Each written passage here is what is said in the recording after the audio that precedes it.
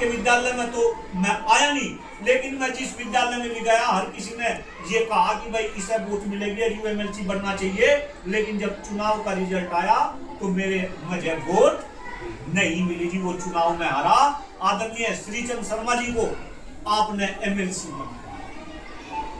जिस दिन मैं चुनाव हारा और चुनाव मैं जब घूम रहा था, जो अवस्था में देखी, मैं ये देखा कि इस देश में मास्टर 5-10 हजार रुपए में काम कर रहे और देश के नेता कह रहे कि हम इस देश को क्या बना देंगे, विकसित बना देंगे, विश्व गुरु बना देंगे, हमारा डंका पूरे विश्व में बच जाएगा। साथियों, जिस देश में शिक्षक को सामाजिक, आर्थिक और राजनीतिक रूप से खत्म किया जा रहा हो, जिस देश में अभी भी कल बजट आया, शिक्षा का बजट जीडीपी का 3% तक भी ना पहुंचाया गया हो, क्या वो देश, मुझे बताओ, कभी विश्व गुरु बन सके क्या? सरकार बड़े बड़े वादे करे। डॉक्टर कुलदीप मलिक का तो एक ही कहना कि अगर ये देश विकसित बनेगा, विश्व गुरु बनेगा, तो उसका रास्ता केवल और केवल शिक्षा के गलियारे से होकर गुजरेगा। आपको इस गलियारे को दुरुस्त करना पड़ेगा।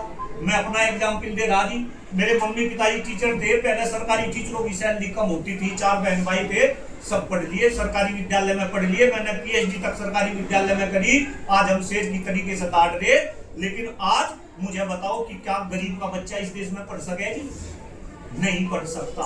जैसे ही बच्चा अपनी माँ के पेट से निकले, उसका फ्यूचर डिसाइड हो जा कि वो सरकारी में पढ़ेगा या प्राइवेट में पढ़ेगा। अगर अमीर का बच्चा तो वो प्राइवेट में जाएगा, सरकारी वो एसी गाड़ी में जाएगा, एसी क्लासरूम में बैठेगा, और गरीब का बच्चा सरकारी में जाएगा, वो दलिया खाएगा, खिचड़ी खाएगा। जब दोनों बच्चे कंपटीशन के लिए आएंगे तो सरकार करेगी इस देश में पेपर लीक। 40-40 लाख रुपए में इस देश में नीट के पेपर बिगड़े, फर्जी डॉक्टर बन रहे, फर्जी इंजीनियर बन रहे, इनफैक्ट फर्जी ब्यूरोक्रेट्स तक भी इस देश में बन रहे, और टीचर को ये सारी बात पता है, लेकिन इसके बावजूद भी टीचर कर रखा खामोश।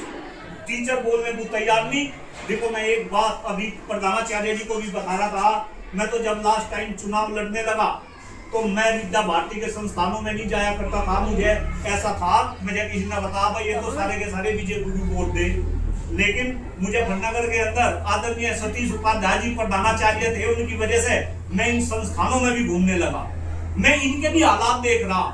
4 दिन पहले हापुड़ के अंदर सरस्वती शिशु मंदिर में था, जब मैं ऐसे ही उद्बोधन देने लगा तो एक बहन खड़े होकर अंकुमार उसकी पानी आ गए और वो ये कहने लगी, इनको भाई मुझे केवल और केवल 5000 रुपए मिल गए। यहाँ ऑन रिकॉर्ड वीडियो बन रही थी और कह रही कि 20 रुपए आने के ऑटो में लगे और 20 रुपए जाने के, 1000 रुपए मेरे ऑटो में खर्च हो गया।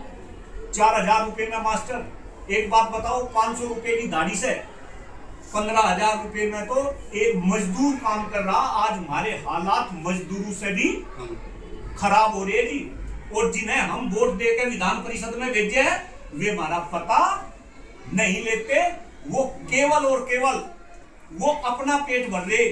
तो मेरा आपसे निवेदन है जी, देखो मैं फिर चुनाव लड़ूंगा, मुझे वोट दीजिए।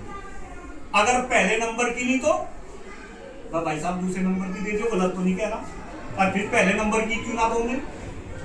आप मुझे वोट दो जी, मैं कहीं गलत हूं तो मेरा सहयोग करो और अपने आप पे गर्व फील करो कि आप एक ऐसे संस्थान का हिस्सा है जो हकीकत में राष्ट्रभक्त बना रहे, राष्ट्रभक्त। मैंने अभी प्रधानाचार्य जी को भी ये बात कही, अगर मुझे पहले ये पता होता कि विद्या भारती संस्थानों के अंदर इस तरीके का डिसिप्लिन, ऐसी सभ्यता, संस्कृति, तो मेरे बच्चे कभी डीपीएस ग्रेटर नोएडा में ना पढ़ के विद्या भारती के संस्थान में ही पढ़ते। इस तरीके का माहौल आप बच्चों को दे रहे हैं, तो आप सब बधाई के पात्र है। मैंने कुछ गलत कहा हो तो देखो हाथ जोड़कर मैं क्षमा प्रार्थी हूँ, अदरवाइज देखो मैं तो अपना कर्म कर रहा, मैं तो आपको जागरूक करने की कोशिश कर रहा।